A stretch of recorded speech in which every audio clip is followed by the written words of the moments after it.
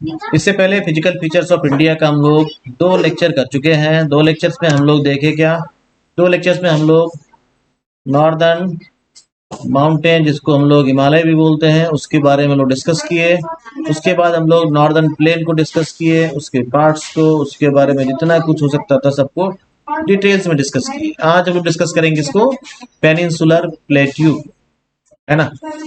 Peninsular plateau का मतलब क्या है, इंडिया जो है उसका नीचे का जो भाग है उसको हम लोग पेनिनसुला बोलते हैं। क्या बोलते हैं? पेनिनसुला। क्या बोलते हैं भाई? पेनिनसुला। पेनिनसुला क्या होता है इसको समझना है। ठीक है भाई, इंडिया का जो नीचे का भाग है उसका शेप कैसा है, वो ऐसा शेप का है ना। ये जो एरिया है ना, ये एरिया क्या है, सराउंडेड है 3 साइड से। किससे? ऐसा कोई लैंड मास जब वो 3 साइड से सराउंडेड हो, किससे? वाटर से, उसको हम लोग क्या बोलते हैं? पेनिनसुला बोलते हैं। ठीक है भाई, क्योंकि ये पेनिनसुला है और ये प्लेट्यू का रीजन है, इसलिए इसको हम लोग क्या बोलते हैं? पेनिनसुलर प्लेट्यू बोलते हैं। ठीक है भाई, कोई दिक्कत है? समझ में आया सबको? चलिए देखिए भाई, अब 2 चीज, पेनिनसुला समझ में आ गया, दूसरा है टर्म प्लेट्यू। प्लेट्यू जो है ये टेबल टॉप स्ट्रक्चर होता है, टेबल टॉप स्ट्रक्चर। देखिए प्लेट्यू और माउंटेन में थोड़ा डिफरेंस समझना है। प्लेट्यू का स्ट्रक्चर कैसा होता है? प्लेट्यू जो है ऐसा स्ट्रेट वॉल है, ध्यान देना है, और फिर इसके ऊपर प्लेन है, इसलिए इसको टेबल टॉप स्ट्रक्चर बोलते हैं। टेबल हमारा कैसा होता है? ऐसा सीधा उसमें खड़ा होता है, फिर ऊपर में फ्लैट होता है, इसलिए इसको क्या बोलते हैं हम लोग? टेबल टॉप स्ट्रक्चर बोलते हैं। क्या बोलते हैं? हाँ, टेबल टॉप स्ट्रक्चर बोलते हैं। अगर माउंटेन और प्लेट्यू में डिफरेंस हम लोगों को देखना है तो माउंटेन कैसा होता है? माउंटेन में पीक्स होता है, माउंटेन का ऐसा स्लोप होता है, इसको हम लोग, इस तरह का स्ट्रक्चर जो होता है इसको माउंटेन बोलते हैं। हाइट प्लेट्यू में भी होता है, हाइट माउंटेन में भी होता है, लेकिन माउंटेन क्या होता है? ऐसा पीक्स लाइक होता है, ऐसा। ठीक है भाई, लेकिन प्लेट्यू कैसा होता है? ऐसा हुआ, ऊपर में टेबल टॉप स्ट्रक्चर हो जाता है लाइक दिस, इसको हम लोग प्लेट्यू बोलते हैं। क्या बोलते हैं? क्या बोलते हैं? प्लेट्यू बोलते हैं। ठीक है भाई, और ये स्ट्रक्चर क्या कहलाएगा? ये माउंटेन कहलाएगा। कोई दिक्कत है दोनों में? चलिए भाई बढ़ते हैं आगे। तो प्लेट्यू क्या हो गया? पेनिनसुला प्लेट्यू क्या है? It is a table top type land composed of the old crystalline igneous and metamorphic rocks.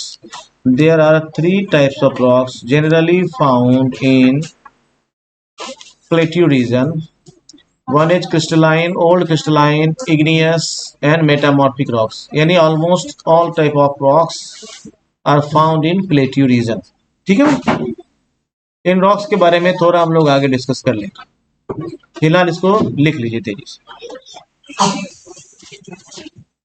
ठीक है, it was formed due to the breaking and drifting of the Gondwana land. ध्यान देना, ये गोंडवाना लैंड। ठीक है, and thus making it a part of the oldest land मास।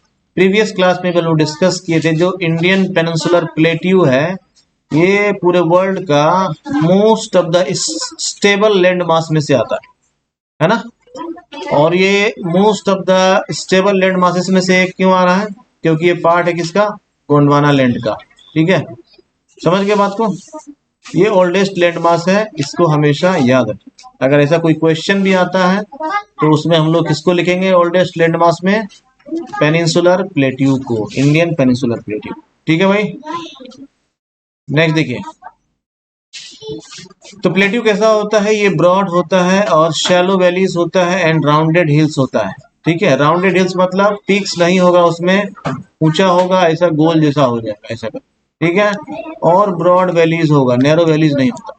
ठीक है, ये प्लेट्यू की खासियत होती है। दूसरा, इसका हाइट बहुत अधिक नहीं होगा, स्लोप बहुत अधिक नहीं होगा। ठीक है, समझ गए? इस तरह की खासियत होती है प्लेट्यू की। तो ये पेनिनसुलर प्लेट्यू जो है, इसको अगर हम लोग मैप में देखना चाहेंगे तो इसका मैप में स्ट्रक्चर ऐसा है।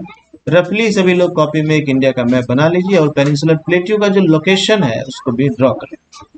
पेनिनसुलर प्लेट्यू जो है उसका लोकेशन ड्रॉ करने के समय में एक चीज का ध्यान रखना है कि ये पेनिनसुलर प्लेट्यू जो है ये पूरा सेंट्रल और साउथ इंडिया में होता है, लेकिन ये देखो ये एक पट्टी है जिसको छोड़ करके, तो जब भी हम लोग पेनिनसुलर प्लेट्यू को बनाते हैं तो ऐसा ये ईस्ट और वेस्ट साइड में ऐसा दोनों साइड ऐसा एक बेल्ट जो है उसको छोड़ करके तब बनाते हैं। ठीक है भाई। तो पेनिसुलर प्लेट्यू का मैप अगर हम लोग देखें तो कैसा है कि वो ऐसा करें। ठीक है, ठीक है, ऐसा करके ये पेनिसुलर प्लेट्यू का एक बेल्ट हुआ। ठीक है भाई, नीचे जाके ये थोड़ा पॉइंटेड हो जाता है। समझ गए बात को। तो ये सब साइड में ये क्या है, छोड़ा हुआ। समझ गए। और इसके किनारे अगर हम लोग इंडिया बनाएंगे तो इंडिया बनेगा लाइक दिस। ठीक है भाई, समझ गए। तो ये एरिया हमारा क्या हो गया, पेनिनसुलर प्लेट्यू। ठीक है। पेनिनसुलर प्लेट्यू को जब हम लोग नोटिस करते हैं तो हम लोग क्या देखते हैं, पेनिनसुलर प्लेट्यू जो है कुछ उसका पार्ट सेंटर में भी है, सेंटर मतलब सेंटर ऑफ इंडिया में भी है, और most of the part lies in the south of India. समझ गए। तो इसको हम लोग जो सेंटर में, इसको हम लोग क्या बोलते हैं, सेंट्रल हाईलैंड्स बोलते हैं। क्या बोलते हैं उसको। ऐसा मैप भी बनाइए, उसमें नाम याद रखने में अगर किसी को परेशानी हो तो ध्यान रखना है कि सेंटर में जो है उसको सेंट्रल हाईलैंड बोलते हैं, और जो साउथ में है उसको हम लोग डेक्कन प्लेट्यू बोलते हैं। ठीक है। तो इस दोनों में कोई कंफ्यूजन की बात ही नहीं है। सेंटर में है तो सेंट्रल हाईलैंड्स हो गया, और साउथ में है तो डेक्कन प्लेट्यू हो गया। ठीक है भाई। और नर्मदा रिवर जो है ये इसको पार्टीशन का काम करती है, यानी नर्मदा से ऊपर जो है वो सेंट्रल हाईलैंड कहलाएगा, और नर्मदा से नीचे जो है वो डेक्कन प्लेट्यू होगा। ठीक है। नर्मदा क्या हो गई, इसका बाउंड्री हो गया। ठीक है भाई। नर्मदा क्या हो गया, इसका डिवाइडिंग लाइन हो गया। नर्मदा क्या हो गया, इसका डिवाइडिंग लाइन। ठीक है भाई। अब हम लोग पार्ट बाय पार्ट देखेंगे दोनों को, सेंट्रल हाईलैंड्स और डेक्कन प्लेट्यू को। हमारे सामने जो मैप है ये सेंट्रल हाईलैंड्स का है। समझ गए। इसमें जो कलर कोड है उसमें जो ब्राउन में है वो वहाँ का सबसे हाईएस्ट लोकेशन है, जो डार्क ब्राउन में है वो उससे भी हाईएस्ट लोकेशन है। डार्क जैसे ये एरिया है ये ज़्यादा हाईएस्ट है, ये वाला एरिया जो है ये ज़्यादा हाईएस्ट है, ये उससे कम है, ये उससे भी कम है, ये उससे भी कम है, ये उससे भी कम है। समझ गए। इस तरह से कलर कोड सब लोगों को समझ में आ रहा है। येलो से डार्क ब्राउन जैसे जैसे जा रहे हैं एल्टीट्यूड बढ़ता जा रहा है। समझ गए। ये देखो, ये येलो हो गया, ये ब्राउन हो गया, ये डार्क ब्राउन हो गया। ठीक है भाई। हाइट ऐसे ऐसे इंक्रीज कर रहा है, ऐसे समझ लो इसको। ठीक है, कलर कोड समझ गए। यानी ये नॉर्मल हाइट पर है, ये उससे ज्यादा हाइट पर है, ये उससे ज्यादा और ज्यादा हाइट पर है। समझ गए। चलिए बढ़ते हैं आगे। और ये जो है ये लोवेस्ट हाइट। ठीक है, ये इससे ज्यादा हाइट पर ये है। इसका कलर कोड अगर किसी को विजिबल नहीं हो रहा है तो इसका कलर जो है लाइट ब्राउन है भाई। ये लाइट ब्राउन हो गया, ये ब्राउन हो गया, ये डार्क ब्राउन हो गया। तो लाइट ब्राउन, ब्राउन और डार्क ब्राउन जो है ये मैप में हाइट को दिखाने के लिए इस्तेमाल किया जाता है। इसको ध्यान में, कभी भी मैप में ऐसा दिखे येलो, ठीक है, लाइट ब्राउन, इसका ऐसा ओरिएंटेशन लाइट ब्राउन, उसके बाद ब्राउन, फिर डार्क ब्राउन, ये इसका मतलब हाइट इंक्रीज कर रहा है, ऐसा ऐसा हाइट बढ़ता जा रहा है। ठीक है, इसको दिखाने के लिए हम लोग इस तरह के कलर कोड का इस्तेमाल करते हैं भाई। मैप समझ के बात को, कभी भी मैप इस तरह से देखो तो समझ जाओ। ठीक है। तो पेनिनसुलर प्लेट्यू जो है उसको हम लोग टू पार्ट्स में डिवाइड कर रहे हैं। ये नॉर्थ में नर्मदा रिवर जो है इसको मेरे मेजर एरिया कवर करता है, जिसको हम लोग क्या बोलते हैं, सेंट्रल हाईलैंड्स। क्या बोलते हैं, सेंट्रल हाईलैंड्स। सेंट्रल हाईलैंड्स क्या हो गया, नर्मदा के ऊपर का एरिया एक्चुअली। इसको लिख लीजिए। ठीक है। इसको पूरा को क्या बोलते हैं हम लोग, मालवा प्लेट्यू बोलते हैं। इसमें नर्मदा जो है इसके जो ऊपर का एरिया है ये पूरा एरिया, इसको हम लोग क्या बोल रहे हैं, सेंट्रल हाईलैंड्स बोलते हैं। क्या बोलते हैं इसको, सेंट्रल हाईलैंड्स। इसको ध्यान रखें। ठीक है, समझ गए भाई। ये मालवा का प्लेट्यू हो गया, ये विंध्याचल का रेंज है। देखिए भाई, जो विंध्याचल का रेंज है वो ब्राउन कलर से दिखे देख रहे हैं हम लोग, इसको विंध्याचल का रेंज बोल रहे हैं। जो ये पार्ट है ना नर्मदा के इस साइड, ये देखो नर्मदा रिवर है ना, नर्मदा की इस साइड जो है इसको ये विंध्याचल की पारी है, जो ब्राउन कलर से दिख रहा हो, है ना। और यहाँ भी ब्राउन कलर से दिख रहा है, ये अरावली हिल्स है ना। अरावली हिल्स जो है वो इसका स्लोप हो गया बहुत ज्यादा, ये हाइट है, ये कम हाइट है, ये सब अरावली का ही रेंज है। ठीक है, ये सब अरावली का ही रेंज है। ठीक है, अरावली का हाइट बहुत कम हो गया है क्योंकि Aravalli is the oldest mountain. ये हमेशा ध्यान रखना, अगर ओल्डेस्ट माउंटेन पूछे तो क्या नाम बताएंगे, अरावली, ठीक है। जहां भी ब्राउन कलर से दिख रहा है वो सब क्या है, माउंटेन ही है। The further westward extension gradually merges with the sandy sand rocky desert of Rajasthan, ठीक है भाई। इसके इस साइड क्या है, डेजर्ट है, ठीक है। और ये सेपरेट कौन कर रहा है इसको, अरावली माउंटेन। अरावली माउंटेन के ईस्ट में क्या है, प्लेट्यू है, और अरावली के वेस्ट में क्या है, डेजर्ट है। लोकेशन सबको याद रहेगा। यहाँ अरावली क्या बिहेव कर रहा है, कैसे बिहेव कर रहा है, बाउंड्री टाइप बिहेव कर रहा है, ठीक है। अरावली का एक्सटेंशन कहाँ से कहाँ तक है, राजस्थान से लेकर के लगभग दिल्ली तक, ठीक है। दिल्ली में जो राष्ट्रपति भवन वगैरह है ये किस पर है, राष्ट्रपति भवन जो है वो किस पहाड़ पर है, रायसीना हिल्स पर, है ना। कौन से हिल्स पर है, रायसीना हिल्स। रायसीना हिल्स जो है वो किसका एक्सटेंशन है, अरावली का एक्सटेंशन है, ठीक है। दिल्ली में कहीं भी माउंटेन टाइप को दिखता है ना, तो इसका मतलब वो किसका एक्सटेंशन है। हाँ, पूरा का पूरा दिल्ली में जहाँ भी हम लोगों को माउंटेन का एक्सटेंशन दिखता है, माउंटेन टाइप दिखता है, वो सब का सब क्या है, अरावली का एक्सटेंशन है, ठीक है भाई। ये राजस्थान का एरिया हो गया। आगे बढ़ते हैं हम लोग। The rivers draining this region are, जो इस प्लेट्यू रीजन में रिवर्स है उसको हम लोग देखेंगे। जैसे हम लोग नॉर्दर्न प्लेन में रिवर्स देखे थे, कौन कौन रिवर था, मेन 3 रिवर्स था, इंडस, गंगा और ब्रह्मपुत्र। और इसके अलावा जो भी रिवर्स है ट्रिब्यूटरीज है इसी तीनों का। Is it okay. तो आगे बढ़ते हैं हम लोग पहला देखते हैं, एक है चंबल। चंबल किसका ट्रिब्यूटरी है, यमुना का।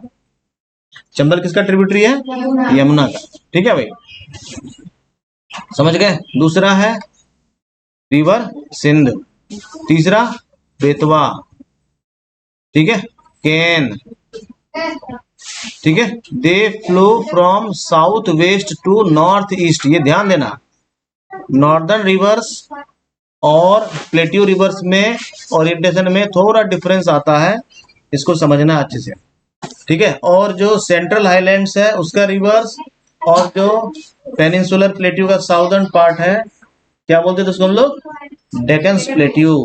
डेक्कन प्लेट्यू का रिवर्स का नेचर अलग मिलेगा हमको, सेंट्रल हाईलैंड्स के रिवर का नेचर अलग मिलेगा, इसको थोड़ा नोटिस करना है, ठीक है। तो इनका फ्लो किधर है, फ्रॉम साउथ वेस्ट, ध्यान देना है, from south west to north east. From south west क्या है, ये हो गया साउथ, ये हो गया वेस्ट, यानी सबका ओरिजिनेशन किधर से हो रहा है, इधर से हो रहा है, यहाँ से ओरिजिनेट हो रही है सारे रिवर्स। कौन, चंबल, सिंध, बेतवा, केन, है ना। नॉर्दर्न माउंटेन का रिवर्स किधर से आ रहा था, हिमालय से आ रहा था, है ना। और फ्लो किधर हो रहा था, इधर, इधर से आ रहा है सब, फ्लो हो रहा है इधर, नहीं हो रहा है।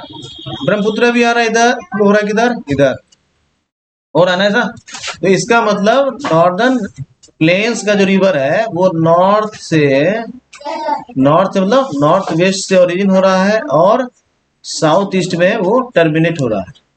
ये नॉर्दर्न प्लेन्स का जितना रिवर्स है उसका नेचर है, इसका रीजन प्यारे बच्चों ये है कि नॉर्दर्न प्लेन जो है उसका स्लोप किधर है, हिमालय से ओशन की तरफ स्लोप है, इसीलिए सारी रिवर्स ऐसे फ्लो करती है इस डायरेक्शन, ठीक है। कोई दिक्कत है इसमें, ठीक। इसको रिलीफ फीचर्स की वजह से हम लोग रिवर का डायरेक्शन डिसाइडेड। अभी यहाँ पर क्या है, सेंट्रल आइलैंड में जो हम लोग आते हैं तो ये वाला पार्ट जो है हमारा हाई है, तो सारा रिवर्स इधर से हाई से किधर बहेगा, लो की तरफ। इसका मतलब जब तुम गौर करोगे तो तुमको इधर के सारे रिवर्स का direction opposite to the direction of the northern rivers of the northern plain दिखेगा, ठीक है। नॉर्दर्न प्लेन्स का रिवर्स का डायरेक्शन लाइक वाइज, ठीक है। सेंट्रल हाईलैंड्स का रिवर्स का डायरेक्शन लाइक वाइज, ठीक है भाई। ये एक दूसरे का रिवर्स दिख रहा है, दिख रहा है सबको, ऐसा ध्यान रखने के लिए बता रहा हूँ ये तुमको, ताकि ध्यान रहे नॉर्दर्न प्लेन्स का रिवर्स का डायरेक्शन क्या है और सेंट्रल हाईलैंड्स का रिवर्स का डायरेक्शन क्या है। किसी को कोई दिक्कत है समझने में तो बता सकते हैं। इस डायग्राम को बना लीजिए, सारे रिवर्स का बना लीजिए, उनका नाम भी लिख लीजिए, सीक्वेंस याद रखना है कि कौन रिवर के बाद कौन रिवर है। चंबल के बाद सिंध है, इसके बाद बेतवा है, इसके बाद केन, ठीक है, याद रहेगा। देखिए भाई जब कॉपी में ऐसा डायग्राम बनाते हैं प्लीज मेंशन द एरो, ऐसा एरो मेंशन कर दो, इससे तुम्हें याद रहेगा कि रिवर का फ्लोइंग डायरेक्शन है, तो तुमको पता चला उधर से ही तुम इधर फ्लो मान लिए, है ना। ऐसे ही सिर्फ एरो का डायरेक्शन दे देंगे, कभी भी कंफ्यूजन नहीं होगा, हमेशा याद रहेगा अच्छा river is flowing in this direction, ठीक है, ऐसा कर लीजिए। तो बढ़ते हैं आगे और हम लोग ये गौर करते हैं कि जो सेंट्रल हाईलैंड्स है ये वेस्ट की तरफ से इसका विड्थ क्या है, बहुत अधिक है। जैसे जैसे ईस्ट की तरफ आते हैं इसका विड्थ क्या होते जाता है, नैरो होते जाता है। ठीक है, तो क्या लिखेंगे हम लोग, the eastward extensions of this plateau are locally known as Bundelkhand and Baghelkhand, है ना। समझ गए, ईस्टवर्ड एक्सटेंशन जो है, ईस्टवर्ड एक्सटेंशन जो है सेंट्रल हाईलैंड्स का, उसको लोकली क्या बोलते हैं हम लोग, उसको बुंदेलखंड बोलते हैं और बघेलखंड बोलते हैं। क्या बोलते हैं, बुंदेलखंड और बघेलखंड। ठीक है भाई, समझ गए, ये ध्यान देना है। ये वाला एरिया जो है इसको हम लोग क्या बोल रहे हैं, बुंदेलखंड, और ये वाला एरिया जिसको क्या बोल रहे हैं हम लोग, बघेलखंड बोल रहे हैं। ठीक है, तो बुंदेलखंड का एरिया किस में जाएगा, यूपी साइड जाएगा नहीं, और बघेलखंड का एरिया किधर जाएगा, एमपी छत्तीसगढ़ साइड जाएगा नहीं, जाएगा भाई ऐसा। समझ गए बात को, ठीक है। देखिए भाई, पहले ऊपर में बुंदेलखंड हो गया, फिर उसके नीचे बघेलखंड हो गया, और फिर ये एरिया हो गया कौन सा, छोटा नागपुर का एरिया। छोटा नागपुर मतलब झारखंड का एरिया, और इस साइड थोड़ा उड़ीसा का एरिया। ठीक है, तो ये कौन सा प्लेट्यू हो गया, छोटा नागपुर का प्लेट्यू। इसके साइड में यानी इसके वेस्ट में बघेलखंड, इसके ऊपर में जा रहा है बुंदेलखंड। लोकली इसको ये सब नाम बोलते हैं, कलेक्टिवली ये सब क्या बोला जाता है, सेंट्रल हाईलैंड्स बोलते हैं। ठीक है, समझ गए। ये जो छोटा नागपुर प्लेट्यू है इसका वाटर ड्रेन कौन करता है, दामोदर। कौन करता है, दामोदर। इसका नाम याद रखना है, रिवर दामोदर, और इसका लोकेशन भी याद रखना है। ठीक है भाई, समझ गए। रिवर दामोदर जो है इसका फ्लो किधर है, किधर है इसका फ्लो, वेस्ट टू ईस्ट है। ठीक है भाई, समझ गए। चलिए आगे बढ़ते हैं हम लोग। ये हमारा हो गया डेक्कन प्लेट्यू, है ना। डेक्कन प्लेट्यू कैसा शेप में है, तो ट्रायंगुलर शेप में है। और ये किधर है, नर्मदा जो है वो डिवाइडिंग है। नर्मदा के ऊपर नॉर्थ में कौन सा है, सेंट्रल हाईलैंड्स, और नर्मदा के साउथ में कौन है, डेक्कन प्लेट्यू। तो डेक्कन प्लेट्यू का अगर लोकेशन हमसे पूछेगा तो क्या बोलेंगे, it is located south of the river Narmada. ठीक है भाई, नर्मदा जो है उसके साउथ में डेक्कन प्लेट्यू लाई करता है। ठीक है, समझ के बात को, ये नर्मदा हो गया। तो नर्मदा के साउथ में हम लोग देखेंगे तो डेक्कन प्लेट्यू हो गया, नर्मदा के नॉर्थ में क्या हो गया, सेंट्रल हाईलैंड्स हो गया, इसको याद रखना। तो बढ़ते हैं आगे। ठीक है, ये देखिए भाई कुछ रेंजेज है हमारे सामने में। रेंज का मतलब है माउंटेन। ठीक है, डेक्कन प्लेट्यू में कुछ एक हिल्स है। ठीक है, कैमूर का हिल्स लोकेशन याद रखना है, मैकाल का हिल्स, और ये महादेव, सतपुड़ा, ये सब किधर है, सारा का सारा डेक्कन प्लेट्यू के नॉर्थ में है। किधर है, किधर है भाई, डेक्कन प्लेट्यू के नॉर्थ में। ठीक है, तो अब यह ध्यान देना है कि the Satpura range, Satpura range सबको दिख रहा है मैप में, है ना। Satpura range flanks its broad base in the north. किधर है भाई, ये नॉर्थ में, किसके, डेक्कन प्लेट्यू के। वाइल द महादेव, किधर महादेव चले गए, है ना। The Kaimur hills, Kaimur hills किधर है भाई, ये रहा।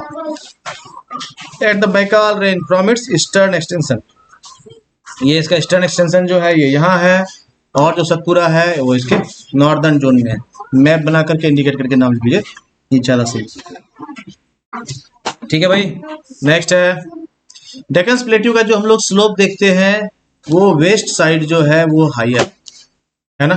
तो ये इसका किधर है, ये इसका वेस्ट हो। किसी को समझने में परेशानी है क्या, ये इसका क्या हो गया, वेस्ट साइड, है ना। तो क्या लिखा, Deccan plateau is higher in the west, यानी इधर है हाइयर, इधर है लोअर। ठीक है, समझ गए, स्लोप इस साइड, ये समझ में आ गया सबको। एंड स्लोप जेंटली ईस्टवर्ड्स, सारा स्लोप किधर है इसका, ईस्टवर्ड। ठीक है, समझ गए बात को। इधर हाई मिलेगा, इधर लो मिलेगा, जैसे जैसे ऐसे जाएंगे ऐसे ऐसे लो। समझ में आ गया सबको, चलिए। तो ये ध्यान रखना है, ये है रिवर क्या, महानदी। कौन सा रिवर है, महानदी। अब ध्यान देना है कुछ चीज को, अगर ये रिवर जो है अगर हम ऐसा कहें कि यहाँ से निकल रही है इधर जा रही है, तो क्या ये सही होगा या गलत होगा, क्यों गलत होगा भाई, समंदर से कोई रिवर निकलती नहीं है, पहला समंदर में टर्मिनेट होती है। अब देखो इन सब चीजों को याद रखना कोई बहुत मुश्किल काम है नहीं, तो याद कैसे रखेंगे हम लोग, ये अच्छे से जान लिए कि जो डेक्कन प्लेट्यू है उसका स्लोप किधर है, वेस्ट टू ईस्ट में। इसका मतलब जो भी रिवर ओरिजिनेट होगी किधर से होगी, वेस्ट से होगी। यानी ब्लाइंडली तुम जानो चाहे नहीं जानो, डेक्कन प्लेट्यू का रिवर है वो ओरिजिनेट किधर से होगी, वेस्ट से होगी। टर्मिनेट किधर होगी, ईस्ट में होगी। क्लियर हो गया, क्योंकि भाई पूरा का पूरा प्लेट्यू का स्लोप ही ऐसा, स्लोप को रिवर फ्लो फॉलो करती है ना। जैसे हिमालयन हिमालयन रिवर्स है तो स्लोप किधर से किधर है, इधर से इधर है। रिवर किधर जाएगी, इधर से इधर ही जाएगी ना, इधर स्लोप रहेगा। Relief features always directs the reverse, ठीक है भाई। रिलीफ फीचर ही रिवर्स को डायरेक्ट करता है वो किधर जाएगी। यहाँ रिवर्स रिलीफ फीचर्स क्या कर रहा है, वेस्ट में इसका हाइट ज्यादा है, ईस्ट में हाइट इसका कम है। रिवर किधर फ्लो करेगी, वेस्ट टू ईस्ट करेगी, ठीक है। तो उसी तरह से रिवर महानदी है, महानदी का फ्लो किधर होगा, ठीक है भाई। रिवर महानदी यहाँ से ओरिजिन हो रही है, थोड़ा सा नॉर्थ वार्ड जाती है, फिर उसके बाद ईस्ट वार्ड जाके, ठीक है। समझ गए बात को। अगला है Godavari. Godavari is the longest river of south India, है ना। Not only Deccan plateau, it is the longest river of south India. दिख भी रहा होगा लॉन्गेस्ट, है ना। वेस्ट से निकल रही है, यहाँ जाके टर्मिनेट होगी। ये भी कैसे होगी, ईस्ट फ्लोइंग रिवर होगी, वेस्ट टू ईस्ट जाएगी, ठीक है। एक मैप बना लीजिए, उसमें रिवर का पोजीशन को लोकेट करते जाए, ठीक है भाई। नेक्स्ट है कृष्णा। कृष्णा को देख करके ये लग रहा है कि गोदावरी से थोड़ी छोटी होगी, और ध्यान रखना है गोदावरी से नीचे है, साउथ टू गोदावरी, है ना। इसके बाद कावेरी। इसको याद रखने का तरीका ये है, इधर से इधर नहीं याद रखना है, नीचे से ऊपर याद रखना है ना। कावेरी कृष्णा गोदावरी ऐसे याद रखना, कावेरी कृष्णा गोदावरी। इसको याद रखने का तरीका बता रहा हूँ, पहले है के ए, फिर है के आर, और फिर है गोदावरी, ठीक है। कावेरी कृष्णा में अगर कंफ्यूजन होगा, नीचे से ऊपर जाएंगे तो पहले के ए आएगा डिक्शनरी में, फिर के आर आएगा, ठीक है। तो कावेरी पहले आएगा, फिर कृष्णा आएगा, फिर गोदावरी। कोई दिक्कत है भाई, कोई दिक्कत है क्या, लिख लीजिए, ठीक है। ठीक है भाई। तो साउथ टू नॉर्थ जो हम लोग जाएंगे तो सबसे पहले क्या मिलेगा, कावेरी, फिर कृष्णा, फिर गोदावरी।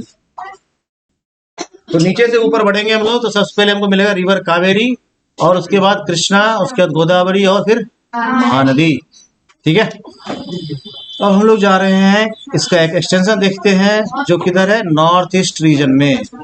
नॉर्थ ईस्ट रीजन में जो एक्सटेंशन दिख रहा है एक्चुअली क्या है, इसी प्लेट्यू का एक्सटेंशन है, जिसमें हम लोगों को कुछ दिख रहा है जगह। इसका नाम लोकली जो है डेक्कन प्लेट्यू का, उसको हम लोग क्या बोलते हैं, मेघालय में है, और कार्बी एंगलोंग प्लेट्यू है, ठीक है भाई। ये इसका लोकल नेम, समझ गए, इसका नाम लिख लीजिए। चलिए बढ़ते हैं आगे। It is separated by a fault from the छोटा नागपुर प्लेट्यू। ये जो है सेपरेट होता है किससे, एक फॉल्ट से, जो कहाँ है, छोटा नागपुर प्लेट्यू में, ठीक है। 3 prominent hill ranges from the west to east are गारो, खासी एंड जयंतिया हिल्स, ठीक है भाई, याद रहेगा। ये वेस्ट टू ईस्ट है, यानी पहले गारो आएगा, फिर खासी आएगा, फिर जयंतिया हिल्स आएगा, ठीक है। और ये जो प्रोमिनेंट हिल्स है ये किसका है, पूर्वांचल का है, नहीं ये किसका है, यस ये पार्ट है किसका, डेक्कन प्लेट्यू का, ठीक है। डेक्कन प्लेट्यू का जो मेघालय रेंज है उसी में ये गारो, खासी और जयंतिया हिल्स आता है। इसमें बहुत लोगों को कंफ्यूजन होता है, बहुत सारे लोग इसको पूर्वांचल का पार्ट मानते हैं, जबकि पूर्वांचल में कौन कौन सा इधर हिल्स है, कौन कौन सा माउंटेन, इसके बारे में हम लोग प्रीवियस क्लास में डिस्कस कर चुके हैं, है ना। चलिए, तो वेस्ट टू ईस्ट क्या हो गया, गारो, खासी और जयंतिया हिल्स। इसको याद रखना है, गारो, खासी और जयंतिया हिल्स, ठीक है। बढ़ते हैं आगे। अब आते हैं हम लोग अगला पार्ट में, पेनिनसुलर प्लेट्यू के थोड़ा सा वेस्ट में जाते हैं तो देखते हैं क्या है, वेस्टर्न घाट है और ईस्ट साइड ईस्टर्न घाट है ना। ये क्या है, ईस्ट और वेस्ट जो एक्सटेंशन है डेक्कन प्लेट्यू का, उसमें ये हम लोगों को देखने के लिए मिलता है। और ये क्या है एक्चुअली, ये एक्चुअली प्लेन है, ठीक है। प्लेट्यू के साइड में यहाँ वहाँ एक स्ट्रिप है, वेस्ट में भी और ईस्ट में भी, ठीक है। इस स्ट्रिप को हम लोग वेस्टर्न घाट और ईस्टर्न घाट्स बोलते हैं, ठीक है। समझ गए, समझ गए बात को। ये देखिए भाई, जो वेस्टर्न घाट है ना, ये हम लोग अभी देखे थे कि वेस्टर्न घाट से पहले जो प्लेट्यू है, ये यहाँ पर क्या है, इनका जो हाइट है ये ज्यादा इधर कम है, ऐसा है ना, ऐसे स्लोप होते जा रहा है। तो ये जो घाट्स है ना, जो ये प्लेन है, इसमें क्या है, इसको आप क्रॉस नहीं कर सकते हर जगह, है ना। इसमें वेस्ट साइड जो है ऐसा 3 पास है, ईस्ट साइड जो है वो डिस्टॉर्टेड है, ईस्ट साइड आराम से इधर उधर लोग बहुत जगह कर सकता है, ठीक है। तो ये जो 3 पार्ट्स है ना, जो पास बोलते हैं जिसको हम लोग माउंटेन केस में, वो देखो ये एक ये रास्ता है जिससे तुम इस पार हो सकते हो, इसको हम लोग क्या बोलते हैं, ठाल घाट बोलते हैं। इसके बाद एक अगला है जो बोर घाट है, इसके नीचे एक लास्ट में है जिसको हम लोग पाल घाट, ठीक है। ये 3 क्या है, पैसेज है, समझ गए, या इसको पासेस बोल सकते हैं। तो इसका नाम याद रखेंगे, अगर संभव हो तो मैप के लोकेशन बना लीजिए। ये दोनों आसपास है और ये साउदर्न मोस्ट पार्ट में, ठीक है। बीच में ऐसा कोई पास नहीं है, इसलिए आप इसको क्रॉस नहीं कर सकते। समझ गए बात को? चलिए अब आते हैं हम लोग ईस्ट साइड में, है ना। तो वेस्टर्न घाट जो है वो हायर देन ईस्टर्न घाट है, ये अभी हम लोग देख भी चुके थे, ठीक है। एवरेज एलिवेशन जो है वेस्टर्न घाट का वो कितना है, 900 टू 1600 मीटर, ठीक है। एवरेज एलिवेशन कितना है, 900 टू 1600 मीटर, इसको लिख लेना, ठीक है। एवरेज एलिवेशन का मतलब ये इसका जो एवरेज निकालो, ठीक है। ये कितना है, 900 टू 1600 मीटर, ठीक है। The average elevation of eastern Ghat is 900 to 1600, ठीक है। The average elevation of western Ghat is 900 to 1600, ठीक है। 700 मीटर का डिफरेंस है। डिफरेंस याद रखना चाहिए हमेशा, डिफरेंस याद रखने से रेंज याद रहता है, ठीक है। डिफरेंस याद रखने से दोनों में से कोई भी एक याद रहेगा तो दूसरा याद हो जाएगा, ठीक है। ईस्टर्न घाट जो है इसका रेंज का एलिवेशन का एवरेज कितना है, 600 मीटर, कितना है, 600 मीटर, ठीक है, ठीक है भाई। अब देखिए ईस्टर्न घाट में आते हैं हम लोग। तो ईस्टर्न घाट का स्ट्रेच है वो कहाँ कहाँ से है, महानदी वैली से लेकर के नीलगिरी हिल्स तक।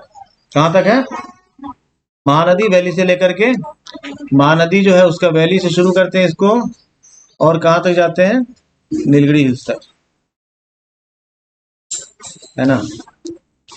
ये है Mahanadi valley to Nilgiri hills, ठीक है भाई। ये है महानदी, मैप में देखना है, और ये है नीलगिरी हिल्स, ठीक है। तो इसका एक्सटेंशन कहाँ से है, महानदी से नीलगिरी हिल्स तक, ठीक है।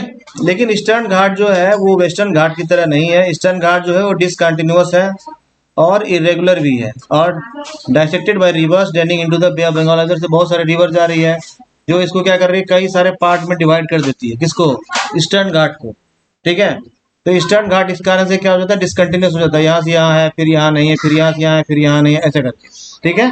तो ये बहुत ज्यादा इरेगुलर भी है और डिसकंटिन्यूअस भी है, जबकि वेस्टर्न घाट ऐसा नहीं है। वेस्टर्न घाट में 2 पास यहाँ है और एक पास बस नीचे है, इसके अलावा ये मोस्टली कंटिन्यूअस ही है।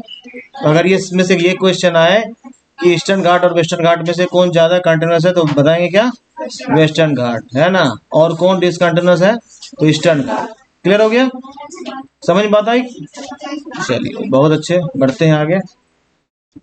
ये है रिवर महानदी, गोदावरी, कृष्णा, इसके बाद कौन है, कावेरी, बहुत अच्छे, ठीक है। ये सब कहाँ जा रही है, बहुत अच्छे, ठीक है। अब ध्यान देना है, बहुत इंपॉर्टेंट जो है, ठीक है। वेस्टर्न घाट में जो ओरोग्राफिक रेन होता है, ओरोग्राफिक रेन क्या होता है इसको समझना है। वेस्टर्न घाट में नॉर्थ इंडिया में जो रेन होता है ये कैसा होता है,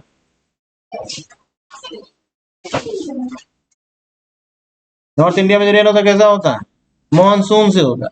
कैसा होता है, मानसून से आता है, मानसून से आता है और हिमालय के कारण वापस नहीं जा पाता, इधर भारी मात्रा में बारिश कराता है, ठीक है। लेकिन जो वेस्टर्न घाट का जो ये मैदान वाला एरिया है, फील्ड वाला एरिया है, इसमें जो रेन हो रहा है वो कैसे हो रहा है, ओरोग्राफिक रेन बोलते हैं। ओरोग्राफिक रेन क्या होता है, ऐसा समंदर से जो है ये मॉइस्चर वाला एयर जो है ये ऊपर उठता है, ठीक है। और ये विंड के स्पीड से डिपेंड करता है, जितना ज्यादा ऊपर उठेगा उतना अधिक बारिश यहाँ होगी, है ना। क्योंकि जैसे जैसे ऊपर जाएगा टेम्परेचर डाउन होता है, कंडेंसेशन होता है और हेवी रेनफॉल होता है, ठीक है। अगर उसके हेवी रेनफॉल के बाद ये एयर क्या होता है, क्रॉस करता है किसको, वेस्टर्न घाट के माउंटेन रेंज को, और जाता है किधर, इधर। और ये क्योंकि मॉइस्चर से खाली हो जाता है इधर, इसलिए ये क्या करता है, नो रेन और ऑलमोस्ट नो रेन। ठीक है, समझ में बात आ गई। इसी को ओरोग्राफिक रेन बोलते हैं। ओरोग्राफिक रेन समझ में आया। यहाँ ओशन जो है इससे मॉइस्चर से फुल होकर के एयर जो है वो ऊपर गया, कूल डाउन हुआ, कूल डाउन होकर के क्या हो गया, प्रेसिपिटेशन चालू हुआ, यानी वर्षा प्रारंभ हुई। समझ गए बात को। और जब उसका मॉइस्चर अनलोड हो गया उसके बाद वो इसको क्रॉस करता है वेस्टर्न घाट को, तो अनलोडेड विंड जो है वो इधर कोई बारिश नहीं कर पाता। ठीक है भाई, समझ गए।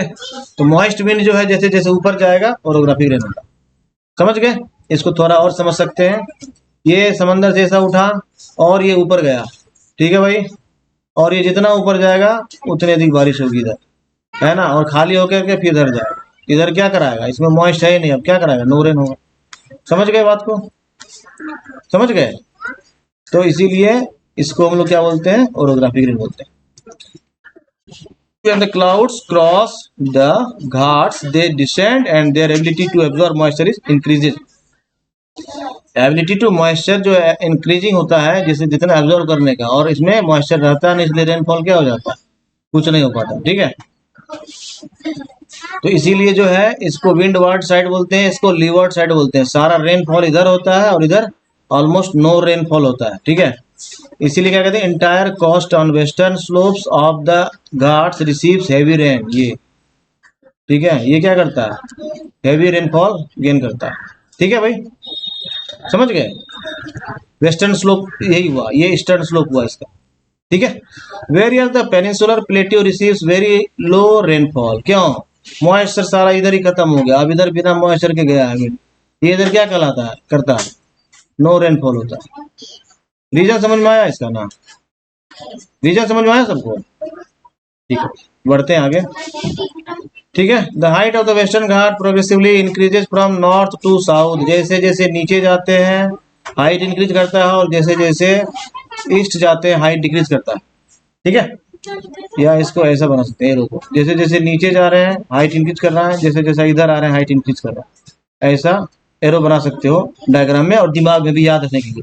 जैसे नॉर्थ से साउथ जाएंगे हाइट इंक्रीज करेगा, और जैसे जैसे ईस्ट टू वेस्ट जाएंगे हाइट इंक्रीज करेगा। ठीक है, the height of the western Ghat progressively increases from north to south and east to west. लिख लो, and east to and east to west. ठीक है भाई, समझ गए बात को। जैसे जैसे नीचे जाएंगे हाइट इंक्रीज करेगा, और जैसे जैसे ईस्ट की तरफ जाएंगे हाइट लो होगा। ठीक है, हाईएस्ट पीक जो है वो क्या है, अनाईमुड़ी है, और इसका हाइट कितना है, 2695 अराउंड, इसको 2700 मीटर याद रख सकते हैं। कितना याद रख सकते हैं, 2700, है ना, अप्रोक्सीमेटली 2700 मीटर, है ना। किसका हाइट है ये, अनाईमुड़ी का, है ना। समझ गए। तो हाईएस्ट पीक जो है उसका एटलीस्ट याद रखना चाहिए। ठीक है, अनाईमुड़ी का लोकेशन कहाँ है ये देख लीजिए, समझ गए। और डोडा बेट्टा का भी लोकेशन कहाँ है वो भी देख लीजिए। इसका हाइट कितना है, 2637 मीटर, दोनों आसपास ही है। साउदर्न मोस्ट पॉइंट में है, क्योंकि जैसे जैसे हम लोग साउथ जाते हैं हाइट इंक्रीज करता है। अगर कभी दिमाग से फिसल जाए तो ये याद रखना कि जैसे जैसे हम लोग नॉर्थ टू साउथ जाते थे हाइट इंक्रीज करता था, तो हाईएस्ट पीक किधर होगा, साउदर्न मोस्ट पार्ट में होगा। समझ गए बात को। महेंद्रगिरी का हाइट कितना है, 1501 metre is the highest peak in the Eastern Ghat. Eastern Ghat का सबसे हाईएस्ट पीक कौन सा है, महेंद्रगिरी। इसका नाम याद रखना है क्योंकि ईस्टर्न घाट का हाईएस्ट पीक है। और इसका लोकेशन कहाँ है, ध्यान से देखिए, तो ये लगभग जो है उड़ीसा के आसपास पड़ेगा, है ना। समझ गए बात को।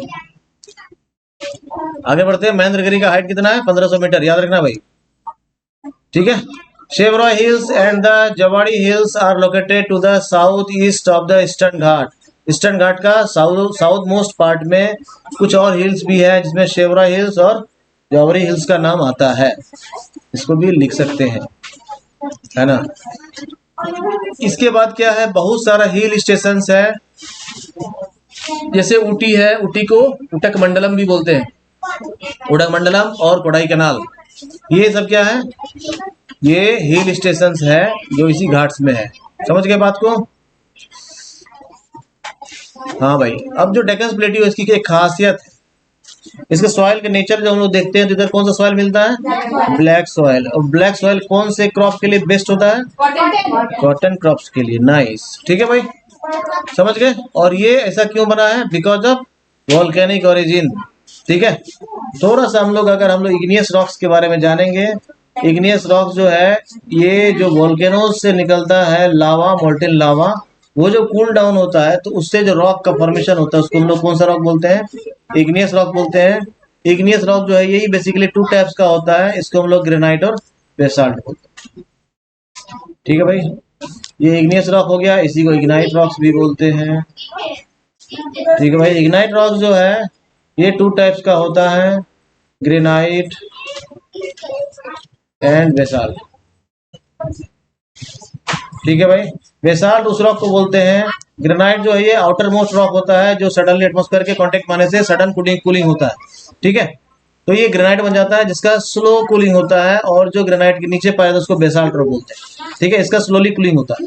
स्लोली कूलिंग होने की वजह से basalt rocks are more softer than granite rocks and granite rocks are harder than basalt rocks, but both are the part of ignite rocks and both are the product of volcanoes. Clear हो गया? तो दिक्कत है क्या किसी को? अरे किसी कोई परेशानी है? ये जो दिख रहा है सामने में ये मोल्टेन लावा है, अगर किसी को इसमें फेंक दिया जाए तो क्या होगा? वही हाल होगा जो लावा का है। ठीक है, नहीं? हाँ, actually these rocks have denuded over time and are responsible for the formation of black soil. हम लोग प्रीवियस क्लास में भी पढ़े थे कि सॉइल का फॉर्मेशन रॉक से ही होता है। ठीक है, कौन से रॉक से होता है ये इंपोर्टेंट। ठीक है भाई, अरावली के बारे में थोड़ा सा अगर हम लोग देखते हैं तो अरावली हिल्स जो है वो किधर है? It is north western margin of the peninsular plateau. ठीक है, नॉर्थ वेस्टर्न, ये वेस्ट पार्ट हो गया। कौन सा? ये है ना, ये कौन सा पार्ट हो गया भाई? ये वेस्टर्न पार्ट हो गया और ये नॉर्थ हो गया, तो नॉर्थ वेस्टर्न पार्ट हो गया। ये किसका? अरावली का। ठीक है, अरावली बाउंड्री है भाई किसका? प्लेट्यू का और डेजर्ट का। ठीक है, समझ गए बात को? समझ गए बात को नहीं? ठीक है, अरावली कैसा है? ओल्डेस्ट माउंटेन है, इरोडेड हिल्स है और ब्रोकन हिल्स है। ठीक है, इरोजन की वजह से अरावली जो है वो छोटा हो गया। अरावली का एक्सटेंशन कहाँ है? गुजरात से लेकर के दिल्ली तक। ठीक है भाई, अभी हम लोग जैसे देखे थे दिल्ली में जो रायसीना हिल्स वगैरह है ये सब किसका पार्ट है? अरावली रेंज का ही पार्ट है। ठीक है, कहाँ से शुरू हो रहा है? गुजरात से कहाँ तक जा रहा है? दिल्ली तक। गुजरात से दिल्ली तक घूमता है। ठीक है, इसी के बीच में लाई करता है। इसके बाद हम लोग आते हैं राजस्थान के बारे में देखते हैं, जो राजस्थान का ग्रेट इंडियन डेजर्ट है। और इसका बाउंड्री कौन है? अरावली हिल्स दिख रहा होगा साफ साफ मैप में। Aravalli hills is the boundary of Great Indian Desert, है ना? समझ के बात को? और अरावली के किस साइड में ग्रेट इंडियन डेजर्ट है? तो वेस्ट साइड में। ठीक है, तो ग्रेट इंडियन डेजर्ट का लोकेशन क्या हो गया? It lies west to Aravalli hills. ठीक है, and Aravalli hills is the eastern boundary, है ना? ये ईस्टर्न बाउंड्री है। ठीक है भाई, it is an undulating sandy plain covered with sand dunes. undulation क्या होता है? undulation क्या होता है? कौन बताएगा भाई? है ना, कौन बताएगा भाई? ठीक है, अब ग्रेट इंडियन डेजर्ट है तो वहां पानी जो है भरपूर मात्रा में होगा? नहीं होगा, वेरी लो रेनफॉल होगा। That's why Great Indian Desert receives very low rainfall and it is below 150 mm per year. इसको लिखना है ना? Average rainfall of Great Indian Desert is below 150 mm per year. ठीक है भाई, and it has arid climate with low vegetation cover. पूरे desert में vegetation क्या है? वेरी लो है। और कैसा वेजिटेशन है? थॉर्नी वेजिटेबल्स है, वेजिटेशन मिलेगा। ठीक है, रेयर मिलेगा। ठीक है, और जो फेमस रिवर है राजस्थान का जो ग्रेट इंडियन डेजर्ट का, कौन सा है? लूनी। क्या नाम है? लूनी। लूनी जो है वो कहाँ से ओरिजिनेट होती है? कहाँ से ओरिजिनेट होगी? अरावली हिल से। और टर्मिनेट कहाँ होगी जाकर के? लूनी कहाँ जाके टर्मिनेट होती है? डेजर्ट में ही, है ना? Streams appear during the rainy season. Soon after they disappear into sand as they do not have enough water to reach the sea. समंदर तक पहुंच भी नहीं पाती है बेचारी, क्योंकि उसके पास इतना वाटर नहीं होता है, तो कहाँ गायब हो जाती है? डेजर्ट में खो जाती है ना? ठीक है भाई, समझ गए? कोई दिक्कत है क्या? ये कुछ एक शेप्स है, इसको देखना है, ठीक है? चलिए भाई, हम लोग आगे बढ़ रहे थे, थोड़ा कोस्टल प्लेन्स के बारे में जानेंगे। इससे पहले हम लोग ईस्टर्न घाट और वेस्टर्न घाट के बारे में देखे थे, उसमें हम लोग हाईलैंड्स के बारे में देख लिए थे। अब इसके किनारे में जो प्लेन्स है उसके बारे में थोड़ा देखेंगे फटाफट, है ना? नैरो कोस्टल स्ट्रिप्स है अरेबियन सी और बे ऑफ बंगाल के किनारे किनारे। ईस्टर्न घाट और वेस्टर्न घाट के नाम से उसको जानते हैं, ठीक है? ठीक है, और क्या है? Western coast sandwiched between western Ghats and Arabian Sea is a narrow plain. Sandwich मतलब एक साइड इसका वेस्टर्न घाट है और एक साइड इसका अरेबियन सी है। उसी तरह से ईस्टर्न घाट जो है, ईस्टर्न कोस्टल प्लेन जो है वो किसके किसके बीच में? ईस्टर्न घाट और बे ऑफ बंगाल के बीच में। समझ गए बात को? ठीक है, इसका 3 सेक्शंस हम लोग याद रखेंगे इसको। किसका? जो कोस्टल प्लेन है वेस्टर्न घाट का, इसका 3 सेक्शंस है। पहला कोंकण, दूसरा कन्नड़, तीसरा मालाबार। कौन कौन है? कोंकण, कन्नड़ और मालाबार। कोंकण, कन्नड़, मालाबार, 4 बार बोलोगे याद हो जाएगा, है ना? नाम साउथ इंडियन है, नॉर्थ इंडियन लोगों को भी याद हो जाता आसानी से। कोंकण, कन्नड़, मालाबार 10-20 बार बोलोगे किसी सामने, सोचेगा क्या हो गया इसको, है ना?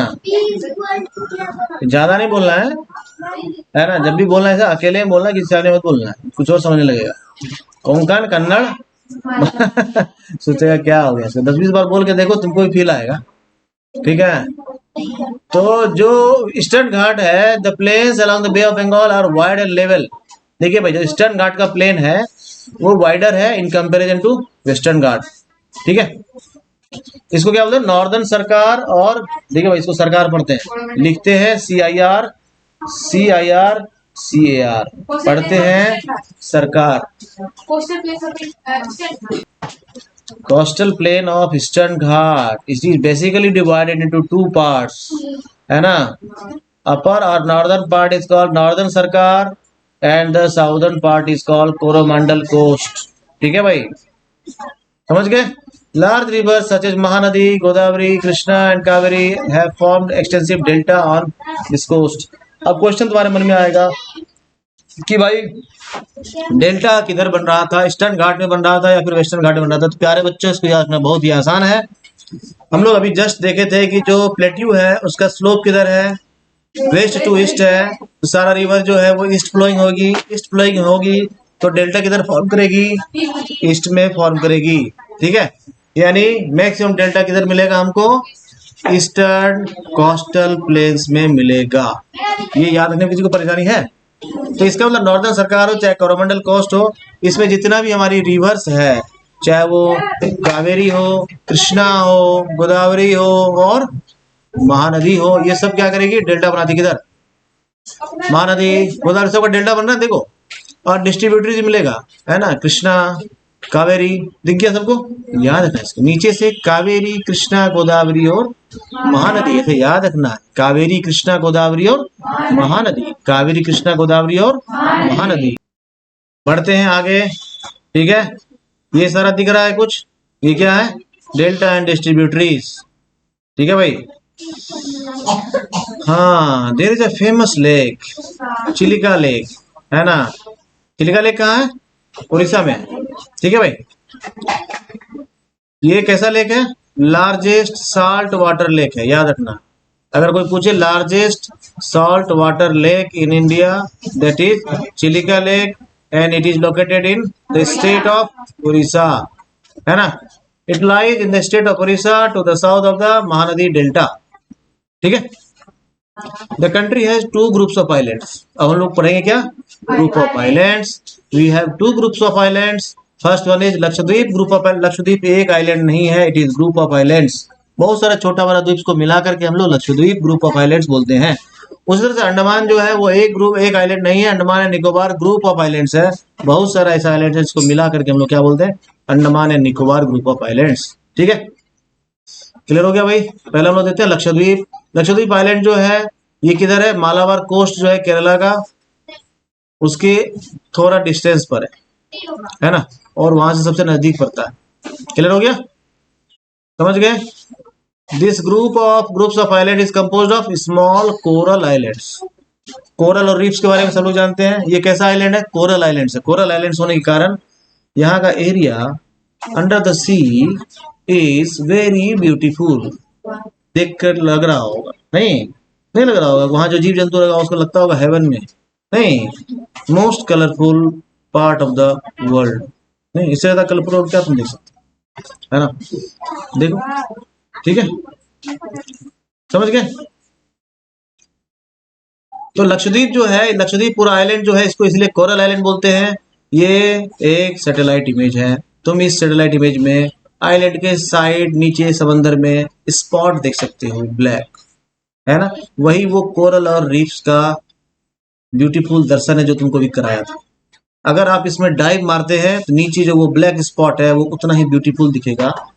कितना ब्यूटीफुल, इतना ब्यूटीफुल, ठीक है, इतना ब्यूटीफुल।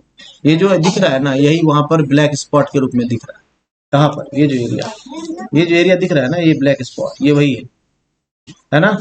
तो इधर जो लोग घूमने जाते हैं, इधर डाइव लगा के नीचे जन्नत का दर्शन करते हैं। ठीक है भाई, समझ गए बात को। तो बढ़ते हैं हम लोग आगे, ठीक है। The coral secretion and their skeletons from coral deposits in the form of reefs. एक कोरल का लेयर आता है, फिर इसके ऊपर दूसरा, फिर इसके ऊपर तीसरा, ऐसा डिपॉजिट्स होता रहता है over the millions of years. ऐसा आइलैंड का फॉर्मेशन होता है, ठीक है। ऐसा बहुत सारा रीफ्स दुनिया में देखने के लिए मिलता है। जैसे ऑस्ट्रेलिया का ग्रेट बैरियर रीफ है, it is the longest coral reefs of the world. ठीक है भाई, समझ गए। तो ये जो कोरल्स है ये मेनली 3 काइंड्स का होता है। इसको ब्रीफली हम लोग देख लेते हैं फटाफट। एक फ्रिंजिंग रीफ्स हो गया, उसका डायग्राम नीचे इमेज दिख रहा होगा नीचे। इस टाइप का जो रीफ्स होता है इसको हम लोग फ्रिंजिंग रीफ्स बोलते हैं। दूसरा बैरियर रीफ्स, इसके बारे में एग्जांपल दे रहा था, it behaves like a barrier under the sea. Wall की तरह दिखेगा भाई, ठीक है। एक लाइन में लीनियर होता है, इसलिए इसको बैरियर बोलते हैं, बैरियर रीफ्स, ठीक है। एक होता है फ्रिंजिंग रीफ्स। तीसरा, चारों तरफ से घेर लेगा ऐसे करके, इसको एटॉल्स बोलते हैं, ठीक है। देखो एक क्वाड्रिलेटरल जैसा शेप बना रहा है, चारों तरफ सर्कुलर जैसा शेप बना रहा है, सॉरी, ऐसे घेर ले रहा है चारों तरफ से, ठीक है। तो ये 3 तरह का होता है। Fringing reefs are reefs that grow directly from a shore and there is no lagoons between the reef and shore. कोई लगून नहीं बनाता, बीच में एक आइलैंड जैसा बना रहेगा, इसको हम लोग फ्रिंजिंग रीफ्स बोलते हैं, ठीक है। दूसरा जैसा बैरियर रीफ्स है, ये ऐसा वॉल जैसा बनाएगा, ठीक है, बॉर्डर टाइप का रहेगा, ठीक है, और ये शोर लाइन के साथ कनेक्टेड रहता है, ठीक है। एक बैरियर बना दिया यहाँ से वहां तक, जैसा लगेगा कोई बाउंड्री खींचा हो, ठीक है। तीसरा जो है हमारा, वो क्या करता है, वो एक लगून बनाता है बीच में, उसमें बहुत सारा पानी रहेगा, ठीक है।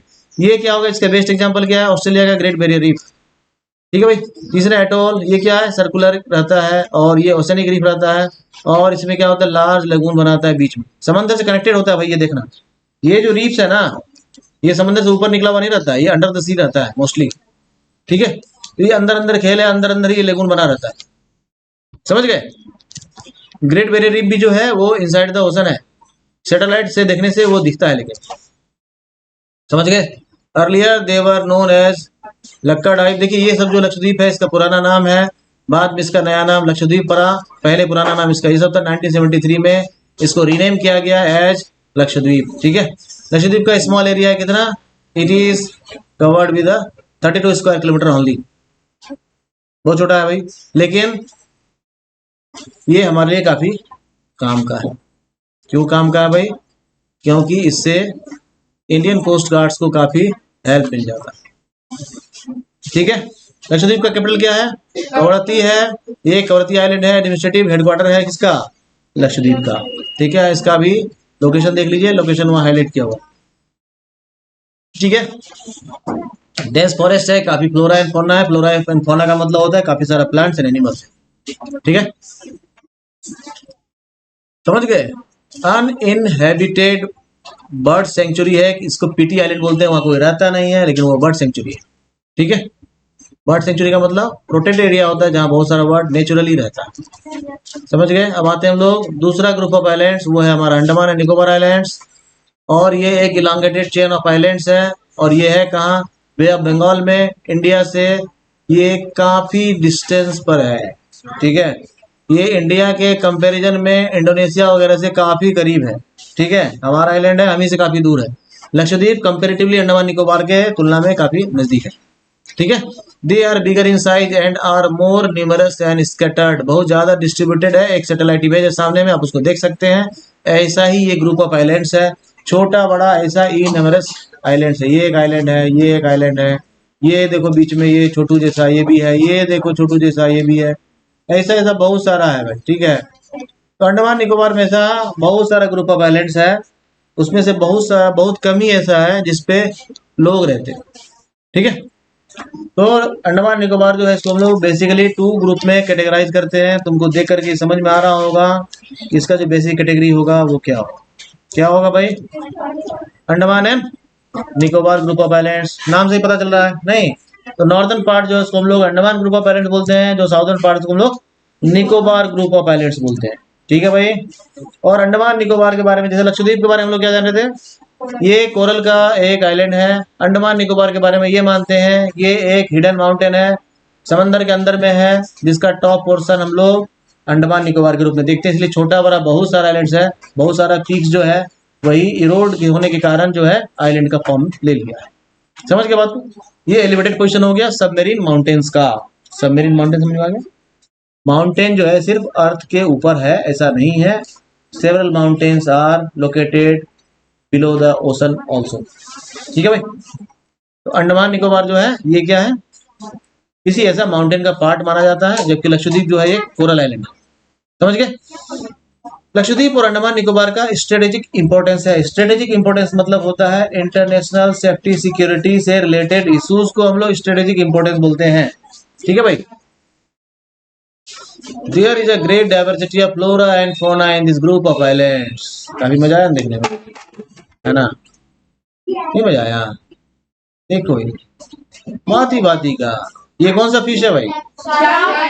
ये स्टार फिश है, लेकिन ये आसमान में नहीं होता है।